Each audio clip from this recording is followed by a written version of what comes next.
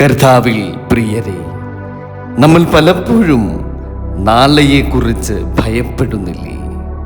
പക്ഷേ ദൈവം ഇന്നത്തെ നമ്മുടെ അനുദിന പ്രഭാത തിരുവചനത്തിൽ പറയുന്നത്, ഞാൻ ദിവസവും നിങ്ങൾക്കായി എല്ലാം ഒരുക്കുമെന്നാണ്. സ്വർഗസ്ഥ പിതാവാം ദൈവമേ, ഇന്നത്തെ തിരുവചനത്തിലൂടെ ഞങ്ങളോട് ഒന്ന് സംസാരിക്കണമേ. ഞങ്ങളുടെ ആശങ്കകളും ഭയങ്ങളും നീക്കി നിന്നിൽ തന്നെ വിശ്വസിച്ച് അഭയപ്പെട്ടുകൊണ്ട് ജീവിക്കുവാൻ തമ്പുരാനെ ഞങ്ങളെ പഠിപ്പിക്കണമേ. ഓരോ ദിവസവും തമ്പുരാനെ അവിടുന്ന് നൽകുന്ന ആ വലിയ കൃപയിൽ ആശ്രയിക്കുവാൻ ഞങ്ങളെ പ്രാപ്തരാക്കണമേ. ഞങ്ങളെ അനുഗ്രഹിക്കണമേ. യേശുവിൻ്റെ നാമത്തിൽ പ്രാർത്ഥിക്കുന്നു. കൃപയോടെ കേൾക്കണം പിതാവേ. ആമേൻ. പുറപ്പാട് പുസ്തകം 16-ാം അധ്യായം 15 മുതൽ 26 വരെയുള്ള തിരുവചനങ്ങൾ.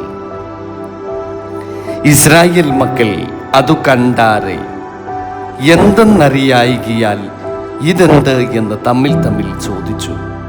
മോശ അവരോട്, ഇത് യഹോവ നിങ്ങൾക്ക് ഭക്ഷിപ്പാൻ തന്നിരിക്കുന്ന ആഹാരമാകുന്നു. ഓരോരുത്തന് ഭക്ഷിക്കാവുന്നിടത്തോളം പെറുക്കിക്കൊള്ളുവീൻ. താൻ്റെ കൂട്ടത്തിലുള്ളവരുടെ എണ്ണത്തിനൊത്തവണ്ണം ആളൊന്നിന് ഇടങ്ങഴി വീതം എടുത്തുകൊള്ളണം എന്ന് യഹോവ കൽപ്പിക്കുന്നു എന്ന് പറഞ്ഞു. ഇസ്രായേൽ മക്കൾ അങ്ങനെ ചെയ്തു. ചിലർ ഏറെയും ചിലർ കുറേയും പെറുക്കി. ഇടങ്ങഴി കൊണ്ട് അളന്നപ്പോൾ ഏറെ പെറുക്കിയവന് ഏറെയും കുറെ പെറുക്കിയവന് കുറവും കണ്ടില്ല. ഓരോരുത്തൻ താൻ്റെ ഭക്ഷിക്കാവുന്നിടത്തോളം പെറുക്കിയിരുന്നു. പിറ്റേ നാളത്തേക്ക് ആരും ഒട്ടും ശേഷിപ്പിക്കരുതെന്ന് മോശ പറഞ്ഞു. എങ്കിലും ചിലർ മോശയെ അനുസരിക്കാതെ പിറ്റേ നാളേക്ക് കുറെ ശേഷിപ്പിച്ചു. അത് കൃമിച്ച് നാറി. മോശ അവരോട് കോപിച്ചു. അവർ രാവിലെ തോറും അവനവന് ഭക്ഷിക്കാവുന്നിടത്തോളം പെറുക്കും. വെയിൽ മൂക്കുമ്പോൾ അത് ഉരുകിപ്പോകും. എന്നാൽ 6-ാം ദിവസം അവൻ ആളൊന്നിന് 2 ഇടങ്ങഴി വീതം ഇരട്ടി ആഹാരം ശേഖരിച്ചു. അപ്പോൾ സംഘപ്രമാണികളെല്ലാവരും വന്ന് മോശയോട് അറിയിച്ചു.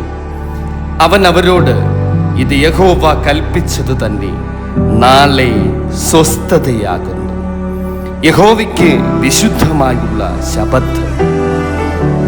ചുടുവാനുള്ളത് ചുടുവീൻ, പാകം ചെയ്യുവാനുള്ളത് പാകം ചെയ്യുവീൻ. ശേഷിക്കുന്നതൊക്കെയും നാളേക്ക് സൂക്ഷിച്ചു വെപ്പി. മോശ കൽപ്പിച്ചതുപോലെ അവർ അത് പിറ്റേ നാളേക്ക് സൂക്ഷിച്ചു വെച്ചു. അത് നാറിപ്പോയില്ല, കൃമിച്ചതുമില്ല. അപ്പോൾ മോശ പറഞ്ഞത്, ഇത് ഇന്ന് ഭക്ഷിപ്പീൻ. ഇന്ന് യഹോവയുടെ ശബത്താകുന്നു. ഇന്ന് അത് വെളിയിൽ കാണുകയില്ല. 6 ദിവസം നിങ്ങളത് പെറുക്കണം. ശബത്തായ 7-ാം ദിവസത്തിലോ അതുണ്ടാകയില്ല. ഹല്ലേലൂയ. പ്രിയമുള്ളവരെ, ഈ വചനത്തിൽ നമ്മൾ കാണുന്നത് ദൈവം ഇസ്രായേൽ മക്കൾക്ക് നൽകിയ മന്നായി. അവർ മരുഭൂമിയിൽ വിശന്നപ്പോൾ ദൈവം അവർക്കായി സ്വർഗത്തിൽ നിന്ന് ഭക്ഷണം നൽകി. പക്ഷെ ദൈവം ഇവിടെ ഒരു കാര്യം പറയുന്നു, ഓരോ ദിവസത്തിനും വേണ്ടുന്നത്ര മാത്രമേ ശേഖരിക്കാവൂ. ഇതിലൂടെ ദൈവം നമ്മെ പഠിപ്പിക്കുന്നത് എന്താണ്?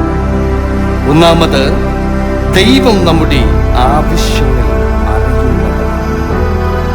നമ്മൾ ചോദിക്കുന്നതിന് മുൻപ് തന്നെ അവൻ നമുക്കായി എല്ലാം ഒരുക്കി വെക്കുന്ന നമ്മുടെ സ്വന്തം പിതാവാണ്. തൻ്റെ മക്കൾക്ക് വേണ്ടി കരുതും. രണ്ടാമതായി, ഓരോ ദിവസത്തിനും ദൈവത്തിൻ്റെ കൃപ മതി. നാളെയെക്കുറിച്ച് നീ ഭയപ്പെടേണ്ട, വിചാരിക്കേണ്ട. ദൈവം നാളേക്കും നിനക്കായി ഒരുക്കും. മൂന്നാമതായി, അനുസരണം വളരെ പ്രാധാന്യമാണ്. ദൈവത്തിന്റെ വചനം അനുസരിക്കുമ്പോൾ നിനക്ക് അനുഗ്രഹം ലഭിക്കുക തന്നെ ചെയ്യും. നാലാമതായി, ദൈവം നമ്മെ വിശ്രമിക്കുവാനും ഈ വചനത്തിലൂടെ പഠിപ്പിക്കുന്നു. ശാബത്ത് ദിനം അത് വിശുദ്ധ ദിനമാണ്, അത് വിശുദ്ധ ദിവസമാണ്. ദൈവത്തോടൊപ്പം സമയം ചിലവഴിക്കുവാനുള്ള വിശുദ്ധ ദിവസം. ഇന്ന് നമ്മൾ പലപ്പോഴും ചിന്തിക്കുന്നു, നാളെ ഞാൻ എന്തു ചെയ്യും, ഞാൻ എങ്ങനെ ജീവിക്കും? പക്ഷെ ഈ തിരുവചനം നമ്മോട് പറയുന്നു, പ്രിയ ദൈവമക്കളെ, ദൈവത്തിൽ വിശ്വസിക്കൂ. അവൻ ഓരോ ദിവസവും നിനക്കായി ഒരുക്കി വയ്ക്കും. അന്നന്നത്തേക്ക് നിങ്ങൾക്കാവശ്യമായി ഉള്ളത് എല്ലാം അവൻ ഒരുക്കി കാത്തിരിക്കുന്ന ഒരു ദൈവമാണ് പ്രിയ ദൈവമക്കളെ.